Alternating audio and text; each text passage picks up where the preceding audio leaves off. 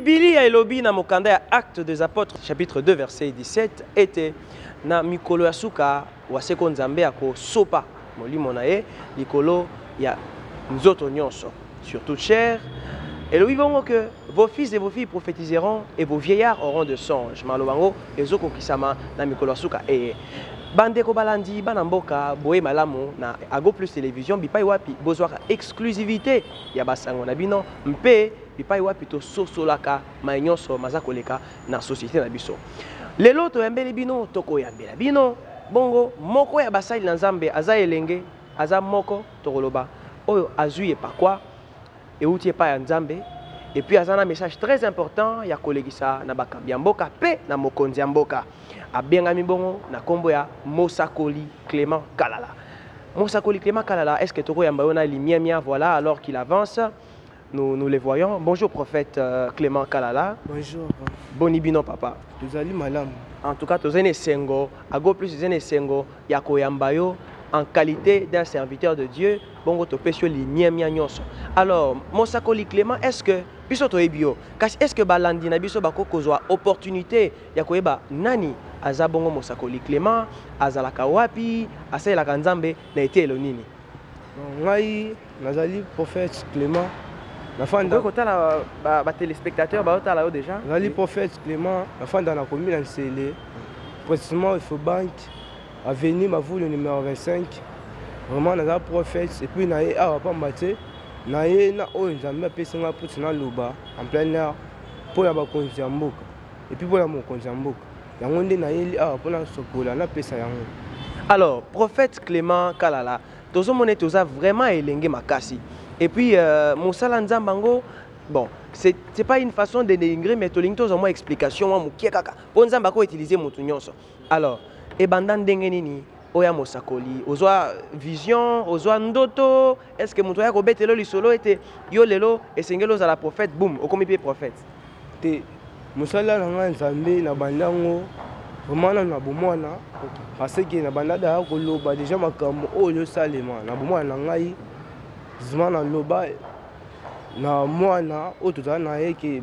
akoku namoni ebembe na ndako na biso batia tembe mais esalamaki puis pour na église tokomaki un temps naza âge ya 13 ans tokendaki na baptême babatizaki ngai nde jour oyo nazwaki molimo et puis banda koloba na langue. Ok, en tout cas to comprendre bien so toyoki malamu olingi oloba ete nzambe na benga yo. Bon nzambe nde abenga ngai. D'accord, merci beaucoup prophète Clément. Alors torokende na lombango po toyeba nini vraiment nzambe asili kolobela na mosali na ye Mosakoli Clément Kalala eza nini? Bon na ye awa mpo na kopesa message oyo tala bakonzi ya mboka oyo tala bango ne bazolanda biso oyo tala bakonzi ya mboka mpe mokambi ya mboka et yambo première ezali message oyo tala na bakambi ya mboka nzambe akoloba ete bozali komitungisa makasi mpo na kobonga ya Kongo mais mpo na nini bozali kotya mingi bozwi liboso boyeba nanu kotya mingi bozwi liboso te botala na kolela ya ngai bato ya ngai botala na kolela ya bana na ngai botala na basouffrance ya bana na ngai botala na basouffrance oyo bazali konyokama minyoko oyo bazali konyokama boyeba na kozwa responsabilité na bino mpe boba na kokamba na lolenge oyo osengela mpo na kosepesa ngai nzambe kasi soki bosali bongo te kanda na ngai nzambe ekozala likolo na bino nde oyo nzambe apesi ngai mpo na bakonzi ya mboka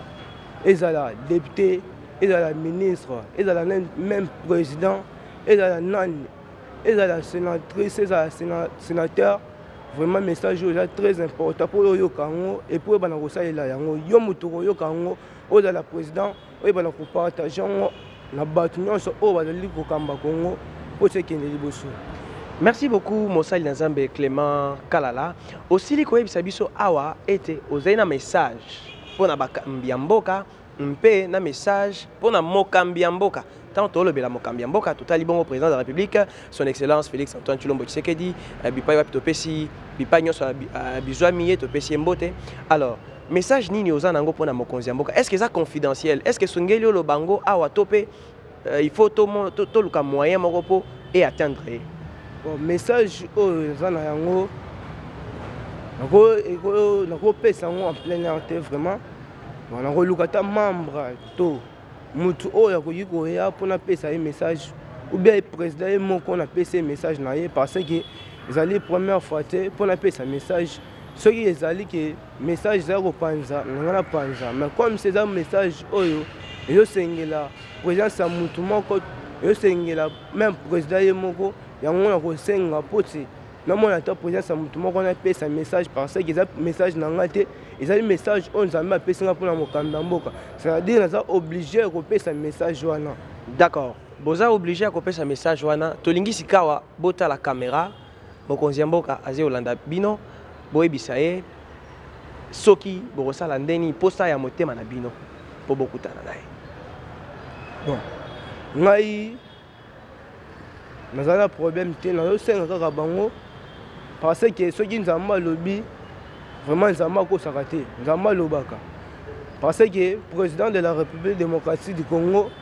comme on avait Félix Antoine asacrifiaki mboka oyo na maboko na nzambe c'est-à-dire nzambe fallait aloba c'est-à-dire ntango yo opesi mboka okabi mboka na maboko ya nzambe c'est-à-dire fallait toyoka baréaction ya nzambe c'est-à-dire ntango nzambe azoloba ifallait koyokela ye c'est-à-dire ye nde moto akosala effort po tie message ekoma epa na ye. D'accord, merci beaucoup papa prophète Clément Kalala. To rappeler que prophète Clément Kalala azamoko basali na nzambe a Evraka na kati église La Gloire de Dieu izwami na Efobank na avenue Mavunu numéro 25 yango wanati. Alors bandeko balandi bolandi nda awa mai Mosakoli Clément Kalala si kolobela bakonzi pe na mokonzi ya mboka pona koshite Mosakoli to se tourner vers yo. Est-ce que vous avez moi conseil ou carrément moi remarque na ndenge mboka ezotambolela selon yo en tant que Mosali na Nzambe en tant que Mosakoli moi conseil moko ceux qui remarquent moko ezali opesi liboso ba téléspectateurs na lolenge mboka ezotambola. Na lolenge mboka ezotambola ngai ya liboso na kosenga na biso nyonso na bakambi ya mboka donc biso nyonso tozala na bolingo na bomoko toyebana kotonga mboka na biso parce que nzambe nde moto andimi po tozala na Congo sadi ntango andimi fale tosalela mboka na biso parce que eza biso moko tokotika ya libela te tokotika bana biso bakotikala bakoko na biso bakotikala sadi fale tosala malamu oyo osepesa nzambe mpe oyo osepesa bato tosalaka oyo osepesa bato oyo osepesa nzambe te mais tosala oyo osepesa bato mpe osepesa nzambe yango na osenga na biso nyonso na bakambi ya mboka tosalela mboka na lolenge oyo osengela toyebana kotya makambo nyonso en ordre toyebana kotosa mibeko ya mboka toyebana kosala oyo nzambe mpe azolinga parce que soki tosali yango te ata liboso ya nzambe tokozala vraiment na etumbu ebele yango naosenga na bakonzi ya mboka toyebana kotosa mibeko toyebana mpe kosunga baoyo baza konyokoma parce que nzambe nde oyo nzambe atindeli biso na mokili po tosala bongo ata yo lelo oza ministre ozali député ozali président lelo parfois eza suka na yo mpe lelo parfois eza suka ya bomoi na yo toyebi te mais oyo okosala na mokili nde oyo nzambe akokonte te mais soki osali bolamu na mokili nzambe akokonte yango yango na osenga biso tosalela mboka tosala oyo osepesa nzambe. D'accord, merci beaucoup Mosakoli Clément Kalala ezali bongo esengo po abiso koyamba bino awa okati ya Go Plus Télévision bipai wapi tolobi nyonso et oui na kati ya occasion oyo tolobeli bakambi ya mboka pe topesi message au travers ya Mosali na Nzambe Clément Kalala totondi botondi. Alors, très chers téléspectateurs, Balandiago Plus Télévision et Sengweza Ebiso, Yakoeba Bino Ebele, en train de suivre Ago Plus, votre agence de grandes opportunités. Tokutani bon Nambala Sima, Nito Seye Soumassia, Azonité. Merci, ciao.